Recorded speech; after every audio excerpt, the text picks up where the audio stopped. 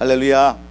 저는 오늘 우리에게 주신 이 호세아서 6장 1절로 6절 말씀 가지고 여호와께로 돌아가자 하는 제목으로 말씀을 나눌 때 우리가 왜 여호와께로 돌아가야 되는지, 어떤 삶을 살아야 되는지 우리 한번 살펴보면서 함께 은혜 나누기 원합니다.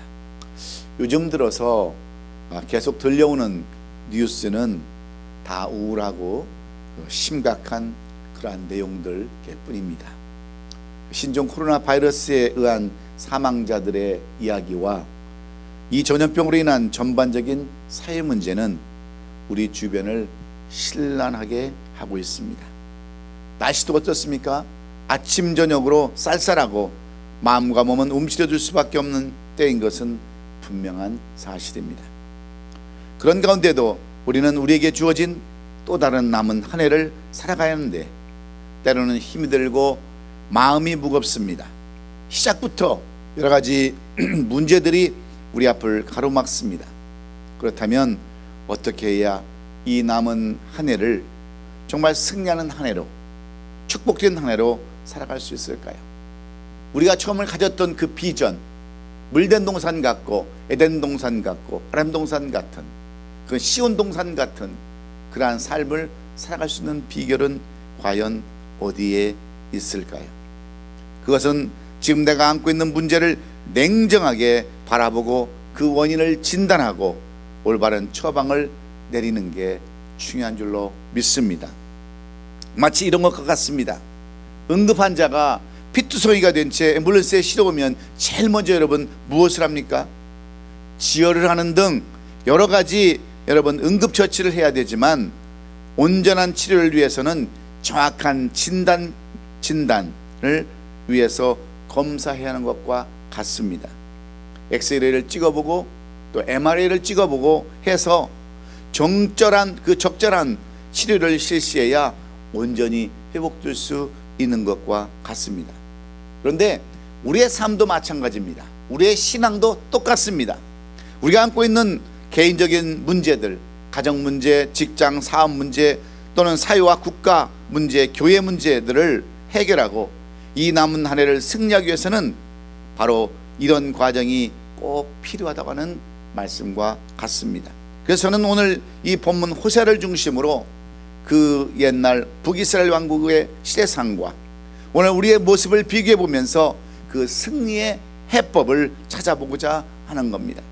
그러므로 오늘 이 말씀을 통해서 우리의 가정과 직장과 사업과 우리가 속해 있는 이 교회 공동체가 물된 동산처럼 아름다운 동산처럼 그런 동산이 됐기를 저는 간절히 축원합니다. 오늘 본문 호세아는 BC 8세기경 이스라엘 역사를 배경으로 하고 있습니다. 그 당시 이스라엘은 마치 풍전등화 같았습니다. 곧 망할 나라 같은 그러한 모습이 북이스라엘의 모습이었어요. 지도자들로부터 온 백성이 이르기까지 속속들이 타락하고 부패한 가운데 하나님은 계속해서 선지자를 통하여 무서운 심판을 경고하십니다. 구체적으로 당시 강대국으로 부상했던 아수르 제국에 의해서 멸망할 것을 이 선지자들로 하여금 말씀하셨어요. 그렇지만 여러분, 이 호세아로 하여금 또다시 주시는 말씀은 그런 가운데도 살 길이 있다라고 이렇게 본문은 호세아를 통해서 말씀해 주고 있습니다. 그것이 곧 바로 자비로우신 하나님의 약속이기 때문입니다. 그것이 오늘 이 본문의 말씀에 해주고자 하는 내용인데, 이 말씀의 내용을 살펴보면 당시 이스라엘에 당면한 문제의 원인을 진단하고 해결책을 제시하고 있습니다. 이 말씀은 곧 오늘 이스라엘 사랑하는 우리들에게도 동일하게 적용되는 말씀이기에 당시 이스라엘은 바람난 여자 고멜 같은 모습으로 표현해 놓고 있습니다. 고멜은 자기 남편 호세아를 버리고 다른 남자와 바람이 나서 즐기고 먹고 마시고 희낙낙거립니다. 집으로 돌아가지 않습니다. 그러니 여러분, 그 삶이 어떤 삶이었겠어요? 이것을 하나님께서는 호세아로 하여금 보여주시면서 호세아의 그 삶으로 이 고멜을 아내 삼아서 이런 모습들을 보여주고 있는 거죠. 그래서 호세아는 안타까운 마음으로 이 글을 쓰고 있습니다. 회개를 촉구하고 있습니다.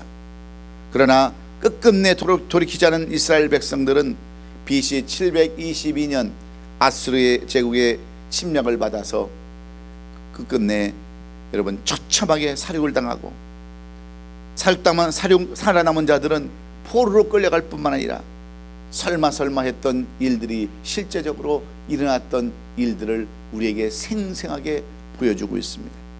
그러면 호세아가 진단한 이스라엘의 증상은 어떠한 증상이었습니까? 첫째는 중증 환자와 같은 그러한 모습이라고 이렇게 말씀해 주고 있습니다. 요즘 말로 얘기하면 말기암 환자와 같다라고 이렇게 이야기하고 있습니다. 고칠래야 고칠 수 없는 그러한 병을 가지고 있었다라고 말씀하고 있는데, 그 당시 이스라엘은 겉보기에는 멀쩡했습니다. 여전히 경제적으로 번영하고 있습니다. 그러나 호세아 선지자는 알았습니다.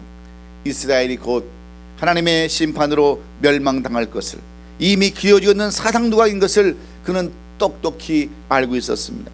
이스라엘 지도자로부터 온 백성에 이르기까지 온 이스라엘이 하나님을 떠나 부패하고 타락하고 음란한 가운데 빠져있게 되었으므로 결국은 하나님의 심판으로 망하게 될 수밖에 없었다고 하는 이 사실을 오늘 우리는 똑똑히 알아야 합니다.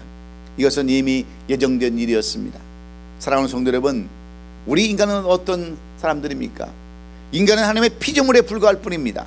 하나님은 온 우주 만물의 창조자요 주권자이시기 때문인데, 그 하나님께서 떠난 것이 인간의 근본적인 죄라는 것을 오늘 우리는 알아야 합니다. 그 결과 자기 마음대로 온갖 범죄를 저지르게 됩니다. 하나님의 그 모습을 보고 오래 참으시고 회개할 것을 경고하지만 끝내 돌이키지 않으면 반드시 심판하신다고 하시는 이 사실을 오늘 이 호세아를 통해서 우리는 배웁니다. 정리하면 이렇습니다. 하나님을 떠난 영적인 죄는 도덕적인 죄로 이어지고, 회개하지 않으면 마침내 하나님의 저주와 심판을 받게 된다고 하는 사실입니다. 그래서 예수님이 말씀하시기를 요한복음 15장에서 뭐라고 말씀합니까? 15장 15절에 나는 포도나무요 너희는 가지라. 그가 내 안에, 내가 그 안에 거하면 사람이 열매를 많이 맺나니 나를 떠나서는 너희가 아무것도 할 수 없습니다. 사람이 내 안에 거하지 않으면 가지처럼 밖에 버려져 마르나니 사람들이 그것을 모아다가 불에 던져 사르니라 그랬습니다. 하나님에게서 멀어지고 예수께서 떨어지면 반드시 멸망당하고 만다고 하는 사실을 우리에게 가르쳐주고 있는 그런 내용입니다. 인간의 욕심을 인하여 마음대로 살면 결국은 망할 수밖에 없기에 야고보서 1장 15절은 욕심이 잉태한 즉 죄를 낳고 죄가 장성한 즉 사망을 낳느니라 우리에게 경고하고 있는 줄로 믿습니다. 우리는 누가복음 15장에 등장하는 탕자의 비유를 얼마나 잘 기억하고 있습니까? 탕자는 집을 나가 혼자서 마음대로 살았습니다. 한때는 잠시 동안 괜찮았죠. 그러나 얼마 못 가서 흉년을 만나서 쫄딱 망해버립니다. 한 돼지 먹는 쥐염 열매도 못 먹는 신세가 되고 말았습니다. 그래서 그가 고심하다가 아버지를 떠나고 가출하면 이렇게 된다는 것을 깨닫지 않습니까? 가출한 인간은 반드시 불행해지고 멸망할 수밖에 없습니다. 요나의 경우도 마찬가지입니다. 그가 하나님의 명령을 거부하고 다시 스스로 도망을 갈 때 자기 생각에는 멀리 떠나 뱀이창에 숨으면 모든 일이 다 해결되는 줄 알았습니다. 그러나 풍랑이 불어와서 배가 뒤흔들리고 결국 그는 하나님 앞에 사람들 앞에 끌려나올 수밖에 없었어요. 하나님을 멀리 떠나면 신자나 불신자나 다 이렇게 될 수밖에 없다고 하는 것을 요나는 우리에게 똑똑히 보여주고 있습니다. 여러분, 성경에서 말씀하는 내용들이 다 어떤 내용들입니까? 언제부터 인간이 불행한 역사가 여러분 시작되었습니까? 창세기 3장 9절에 보시면 성경은 이렇게 써놨어요. 여호와 하나님이 아담을 부르시며 그에게 이르시되 내가 어디 있느냐? 이르되 때가 동산에서 하나님의 소리를 듣고 내가 벗었으므로 두려하여 숨었나이다. 범죄하고 하나님을 떠나가는 그때부터 인간들이 불행해졌음을 말씀해주고 있는 내용 아닙니까? 그렇습니다. 거듭 말씀드리지만 모든 문제의 근본 원인은 영적인 데서 찾아야 되는 줄로 믿습니다. 하나님과 올바른 관계, 아버지와 아들의 관계를 온전히 정립하지 못하면 잘 될래야 잘 될 수가 없는 거 아닙니까? 그래서 그래서 시편 기자는요, 시편 37편 1절로 2절에서 악을 행하는 자들 때문에 불평하지 말며 불을 행하는 자들을 시기하지 말지어다. 그들은 풀과 같이 속히 뱀을 당할 것이며 푸른 채소와 같이 쇠잔할 것이미로라. 이렇게 경고하고 있습니다. 사랑하는 우리 성도 여러분, 오늘 우리는 우리 앞에 펼쳐져 있는 현실을 한번 생각해 보아야 합니다. 혹시 지금 전 세계가 어려움을 만나고 혼란 가운데 있는 그 이유가 하나님을 떠나서 그런 것은 아닌지 우리가 한번 생각해 봐야 합니다. 불신자들은 말할 것도 없고 하나님을 믿노라는 우리들도 고멜이 바람을 피우도 세상과 바람나지 않았나 살펴봐야 합니다. 하나님보다 세상을 더 사랑하지 않았나 생각해보고 하나님 앞으로 나오는 것보다 세상보다 것을 덜 즐기지 않았는가를 우리는 한번 되돌아보아야 될 줄로 믿습니다. 그리고 그것을 방치하면 안 됩니다. 말씀의 경고를 잊지 말아야 합니다. 하나님의 경고를 무시하지 말아야 합니다. 그리고 오늘날도 우리 주변에 일어나는 경고들을 우리는 늘 기억해야 합니다. 이번에 중국 우한에서 발생한 신종 코로나 바이러스 열풍을 보면서 여러분들은 무엇을 생각하셨습니까? 어제까지 사망자가 무려 수백 명에 이르렀는데 여러분, 이 숫자는 정확한 숫자가 아닙니다. 통계한 숫자도 아닙니다. 잠정적인 숫자, 그럴 것이라고 하는 그러한 추측에 불과한 숫자입니다. 뿐만 아니라 계속해서 늘어나고 있다고 하는 사실, 그 숫자가 계속 늘어났다는 사실을 우리는 너무 안타까운 모습으로 바라보면서 마치 강 건너 불구경하던 것처럼 그럴 수는 없습니다. 불행을 당한 분들을 우리가 위로하고 지원을 아끼지 말아야지만 동시에 여기서 우리는 영적인 교훈을 우리는 얻어야 되는 겁니다. 참으로 인간이란 존재가 아무것도 아니라는 것을 알게 하고 하나님의 심판이라고 우리는 생각을 한다면 얼마나 여러분 하나님의 섭리가, 하나님이 하시는 일들이 이렇게 놀라운가를 우리는 생각하지 아니할 수 없습니다. 이를 향한 경고라는 것을 우리가 알아야 합니다. 하나님은 참새 한 마리가 하늘 날다가 떨어지는 것도 하나님 허락 없이는 안 된다라고 말씀하셨기 때문에 그렇습니다.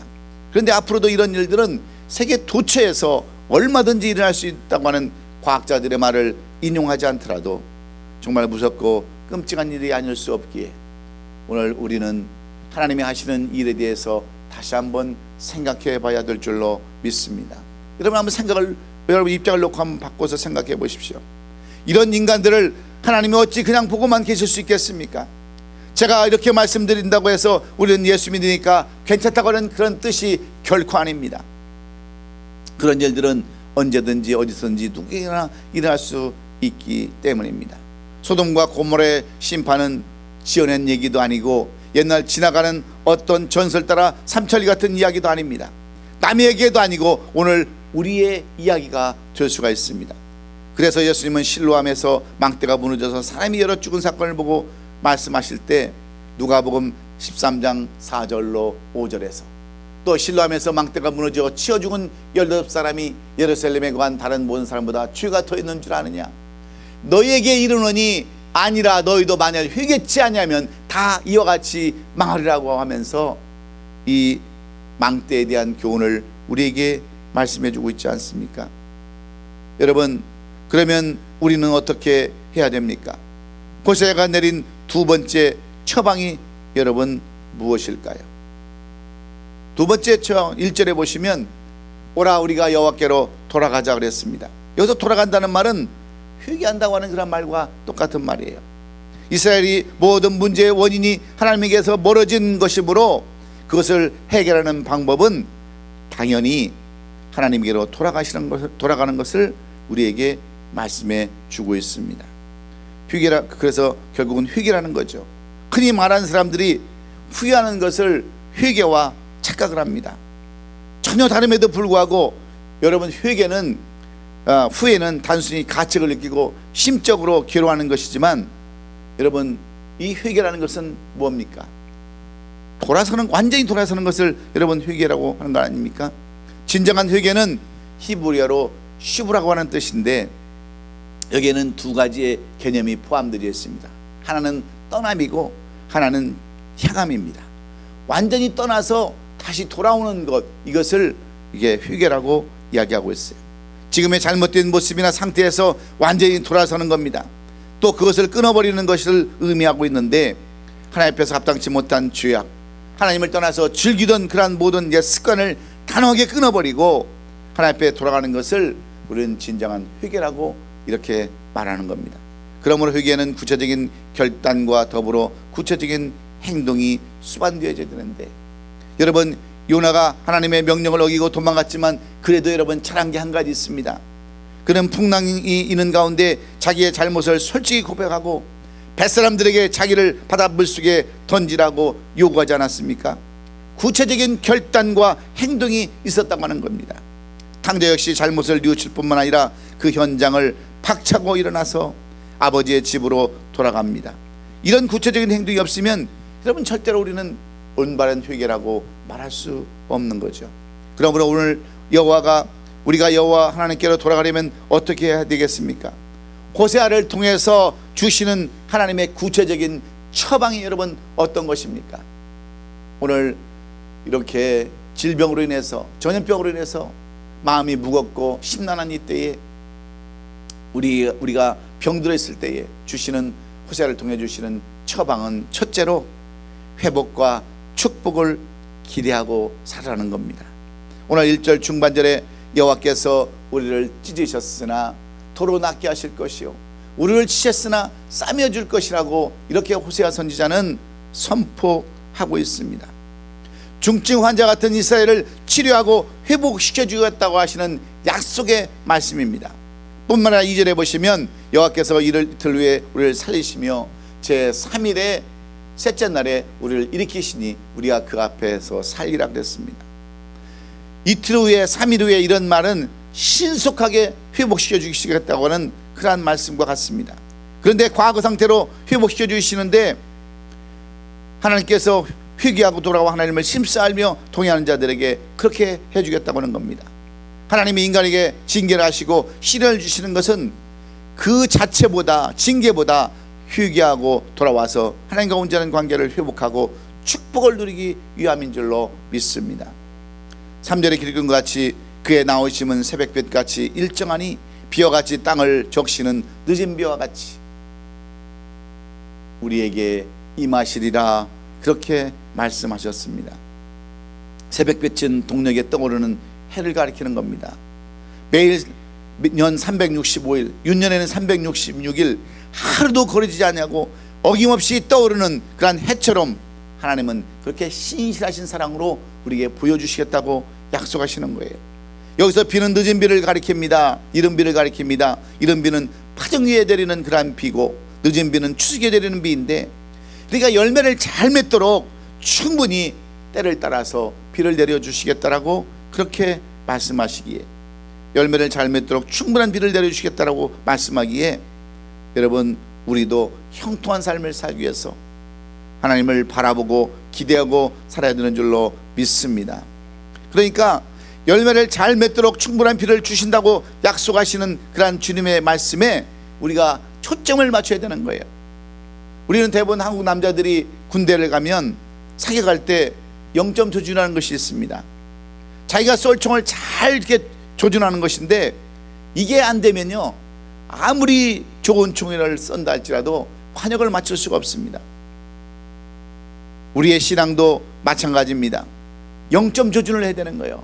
하나님께 초점을 맞춰야 여러분 그것이 맞는데, 그 초점을 맞지 않으니까 여러분 아무리 노력하고 기도하고 여러분 뭘 해더라도 여러분 일이 되지 않은 것과 똑같습니다. 0점 조준을 맞추라는 거죠. 회복과 축복을 바라보면서 하나님에게 초점을 맞춰가지고 나갈 때 여러분 그것이 올바른 그러한 회복의 이름을 말씀해 주고 있습니다. 우리가 잘 아는 탕자를 여러분 보십시오.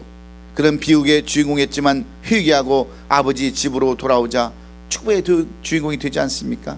금가락지와 새 옷이 그에게 주어집니다.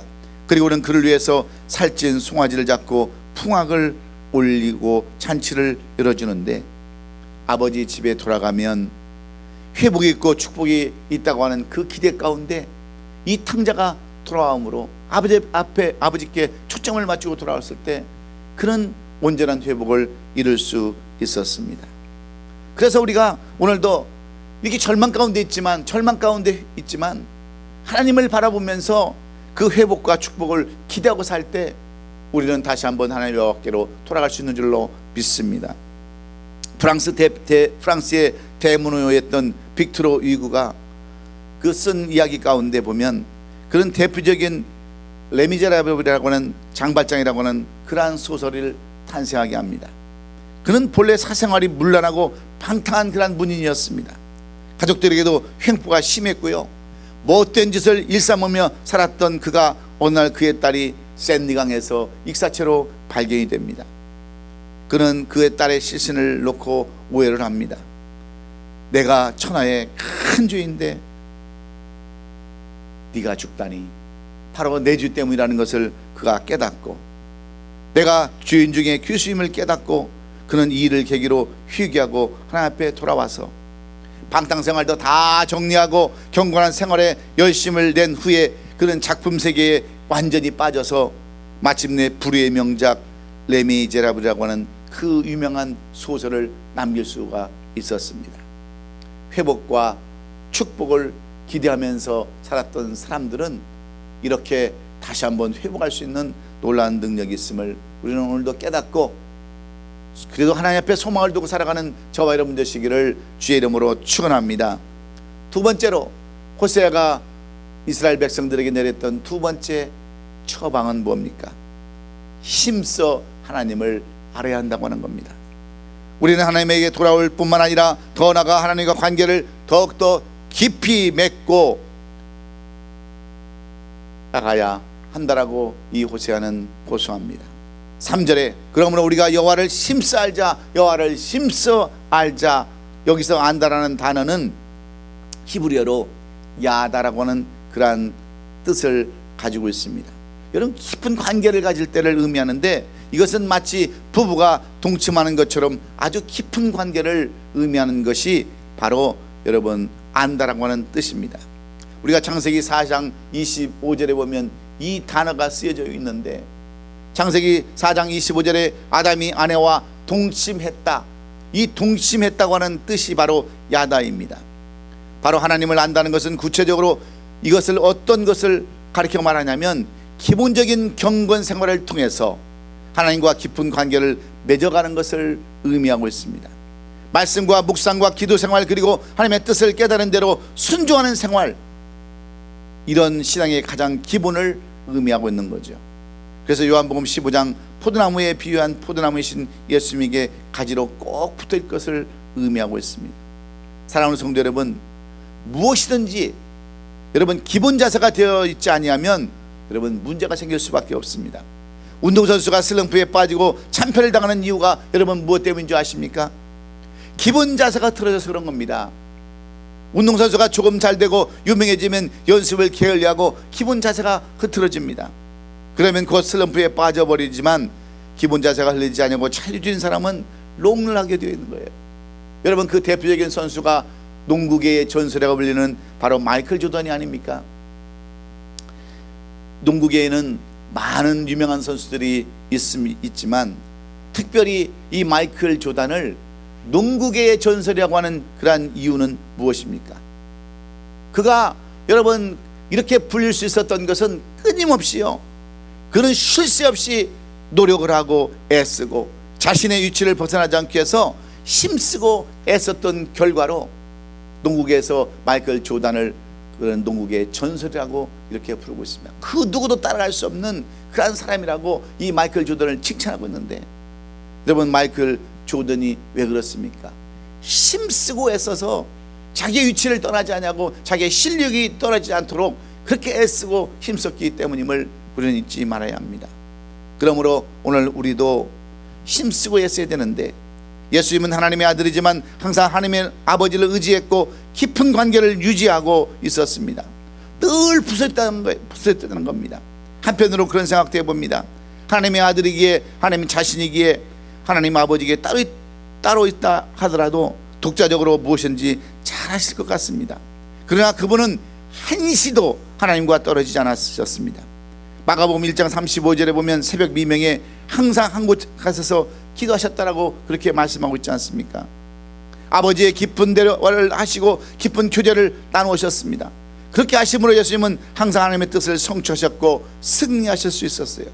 오늘 우리도 마찬가지입니다. 승리의 비결은 하나님께로 돌아가서 하나님과 깊은 영적인 관계를 맺고 교제하고 하나님의 뜻대로 순종하며 사는 것, 이것을 위해서 우리가 힘쓰고 애쓸 때에 여러분 우리는 이 남은 한 해가 온전히 승리하는 한 해가 될 줄로 믿습니다. 우리가 추구하는 그 에덴 동산, 우리가 추구하는 그 물된 동산 같은 그러한 동산들이 우리에게 주어질 줄로 믿습니다. 그래서 힘쓰고 애쓰고 여러분 살라고 주님은 당부하십니다. 그리고 마지막으로 우리에게는 결단이 있어야 합니다. 오늘 본문 6절에 보시면 하나님께서는 이 호세아를 통해서 이렇게 말씀하시죠. 나는 인애를 원하고 제사를 원치 아니하며 번제보다 하나님 아는 것을 더 원하노라 그랬었습니다. 하나님께서는 패역한 이스라엘 백성들을 향하여서 제사나 번제보다 하나님 아는 것을 더 원하신다라고 이렇게 말씀합니다. 그 이유는 이스라엘 백성들이 하나님께 돌아오지 못하고 갈등하고 있었기 때문에 그래요. 돌아가긴 돌아가야 되겠는데 죄는 아는데 그들이 결단하지 못하고 우유부단한 삶을 살고 있기 때문에 그렇습니다. 지금 이 시대를 살펴보면 문제는 단 한 가지입니다. 하나님과 영적인 관계가 문제입니다. 여러분이 하나님과 올바른 관계를 맺고 하나님을 날마다 깊이 알아가고 있습니까? 그러면 오늘 나에게도 문제가 있어도 괜찮습니다. 그것이 변하여 더 좋은 것으로 얼마든지 변화될 수 있습니다. 그러나 만약 하나님보다 세상을 더 가까이 하고 있습니까? 그러지 못한 옛 습관들을 아직도 가지고 계십니까? 진정으로 회개하는 결단이 우리에게 있어야 합니다. 세상의 죄악을 끊고 하나님 앞으로 나가는 결단, 그리고 나를 하나님을 가까이 하면서 하나님의 뜻대로 사고자 하는 결단이 있을 때 비로소 우리는 모든 것이 주 안에서 해결되고 형통하게 되는 줄로 믿습니다. 겨울 내내 산 위에 쌓인 눈을 녹이는 것은 여러분 한순간에 녹이는 것은 불가능합니다. 그러나 여름이 되면 봄이 되면 저절로 그 많은 눈도 다 녹게 되어 있어요. 여러분 질병 우리가 우리 힘으로 고칠 수 없습니다. 그러나 때가 되면 하나님께서 그 질병 다 없애주고 다 소멸케 해준 줄로 우리는 믿습니다. 인간 별 수 없습니다. 마치 요요와 같습니다. 요요가 뭡니까? 요요라는 장난감이 있잖아요. 그 실을 매달아 가지고 바퀴 2개 달려서 이렇게 던지면 다시 돌아오는 그 요요, 그것이 바로 요요인데 멀리 가는 것 같지만 결국은 가까이 돌아오는 원리로 만든 장난감처럼 우리는 하나님의 끈 아래 묶여있는 요요 같은 존재라는 것을 우리는 잊지 말아야 돼요. 우리가 아무리 멀리 가도 다시 돌아올 수밖에 없는 존재라는 것을 우리가 알기에 우리는 하나님으로부터 멀어져서는 안 된다고 하는 겁니다. 멀리 여러분 떠나가지 마십시오. 도망가봤자 결국은 그 자리에 돌아오는 요요 같은 인생이 우리의 인생들입니다. 허송생활하지 마시고 정력과 물질 낭비하지 마시고 하나님 앞에 나오는 결단이 있으시기를 주의 이름으로 축원합니다. 그리고 놀아도 하나님의 동산에서 노십시오. 먹든지 마시든지 무엇을 하든지 하나님과 더불어 하십시오. 그러면 반드시 이 남은 한 해도 승리하게 될 줄로 믿습니다.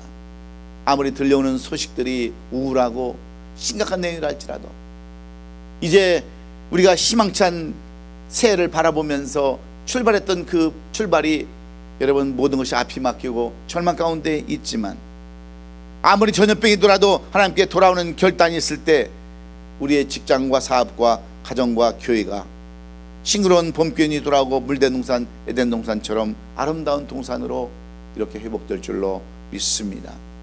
여러분 오늘 우리의 모습이 마치 이스라엘의 멸망 때와 같지 않은지 한번 깊이 생각해보고 우리는 먼저 축복을 기대하면서 회복을 기대하면서 살아야 되고 힘쓰고 애써서 오늘도 살아야 하며 결단하며 살 때 우리는 반드시 좋은 일로 아름다운 일로 우리의 삶이 시온의 태를 건너는 것처럼 유리바다를 건너는 것처럼 그러한 형통한 삶을 사게 할 줄로 믿고 여호와께로 다 돌아오고 여호와께 전심으로 힘을 쏟고 기도하고 간구하는 우리 아름다운 교회 성들이 될 수 있기를 예수 그리스도의 이름으로 축원합니다. 기도하겠습니다.